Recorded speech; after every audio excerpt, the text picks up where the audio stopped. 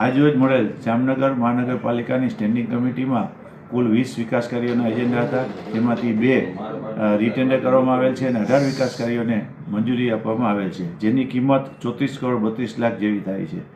આજના મુખ્ય કામોમાં જામનગર શહેરમાં વિવિધ ડામર રોડમાં જ્યાં જ્યાં રીકાર્પેટિંગ કરવાના છે તેના ખર્ચને 6 કરોડ અને 49 લાખનો ખર્ચ મંજૂર કરવામાં આવેલ છે. તે ઉપરાંત જામનગરમાં ઓસવાળ સેન્ટરથી દિગ્જામ સર્કલ સુધી જે હયાત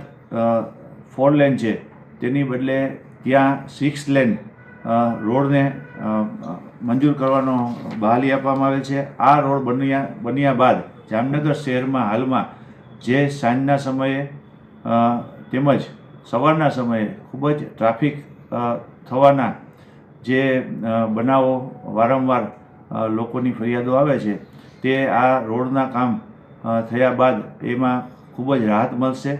અને જે અત્યારે હાલમાં જે રોડનું ડિવાઈડર છે તે ડિવાઈડરને શિફ્ટ કરી અને તેની અંદર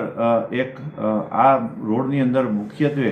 એક ડક બનાવી અને તેની અંદર જ ભવિષ્યમાં પણ આ રોડને કાંઈ ડિસ્ટર્બ ન થાય, કોઈ પણ કેબલ કાઢવું હોય અથવા તો કોઈ પણ પાઇપલાઇન કાઢવી હોય તો તે ડકમાંથી જ પસાર થઈ જાય તે પ્રકારનો આ રોડનું આયોજન કરવામાં આવેલ છે. આ રોડ બન્યા બાદ અમને આશા છે કે હાલની જે ટ્રાફિક સમસ્યા છે તેમાં ખૂબ જ રાહત થશે.